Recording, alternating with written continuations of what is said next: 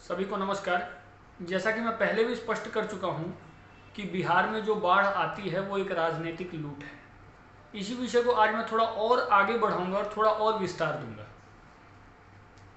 हम सबको यह समझने की आवश्यकता है कि बिहार में बाढ़ आती नहीं अपितु लाई जाती है और षड्यंत्रिक तरीके से घर को डुबोया जाता है।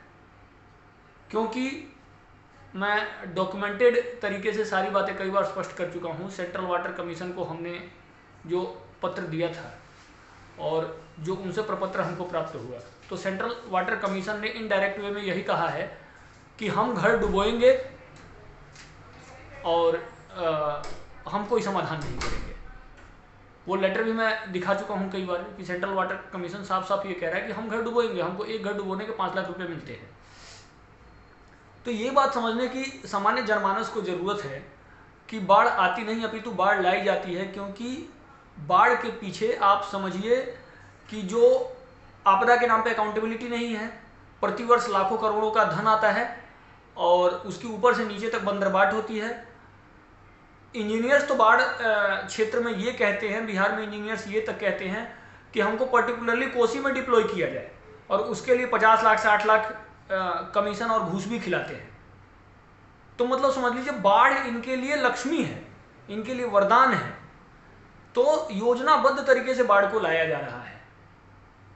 पानी को ऐसे मतलब नदियों के पानी को स्टोर करके, इकट्ठा करके और पुनः छोड़ दिया जाता है।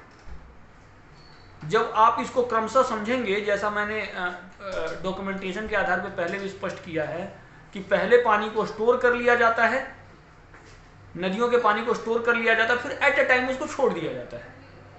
तो ये कोई उनसे पूछे, अगर ये यही बातें उन व्यक्तियों को पता चल जाए जिनके घर डूबते हैं, तो संभवतः फिर उनसे कोई पूछे, उनकी भावनाएं कोई समझे जिनके घर डूबते हैं।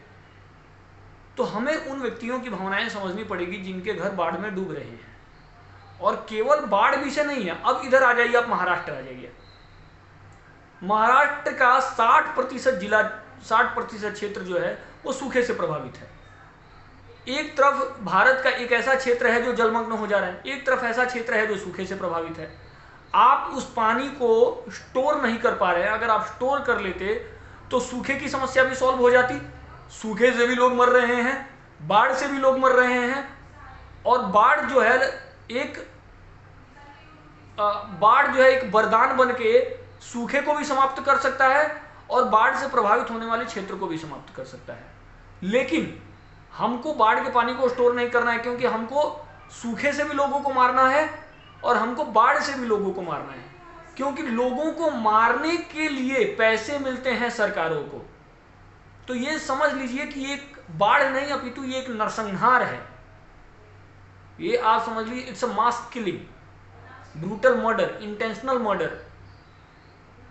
जिन लोगों का घर डूब रहा है, जो लोग बाढ़ में मर रहे हैं, उनको लग रहा है कि ये किसी प्राकृतिक आपदा में उनकी मौत हुई है, परंतु हम इसे हत्या कहते हैं। क्योंकि जब इसका समाधान है और इसके समाधान को संज्ञान में डाला जा चुका है सेंट्रल वाटर कमीशन के, और फिर भी सेंट्रल वाटर कमीशन कुछ करने के लिए तैयार नहीं है, तो इसे हत्या नहीं तो और क्या कहा जाए। जिम्मेदारी किसकी? केंद्रीय जल आयोग की। केंद्रीय जल आयोग किसके अधीन? तो स्वाभाविक सी है, गवर्नमेंट ऑफ इंडिया के अधीन। तो ये सारी बातें सामान्य जनमानस को समझनी पड़ेंगी कि सरकारें योजनाबद्ध तरीके से, चाहे वो राज्य की सरकारें हों या केंद्र की सरकारें हों, मैं किसी एक सरकार को नहीं कह रहा हूँ, ये प्रारंभ से ही चल रहा है जब से भारत स्वतंत्र हुआ।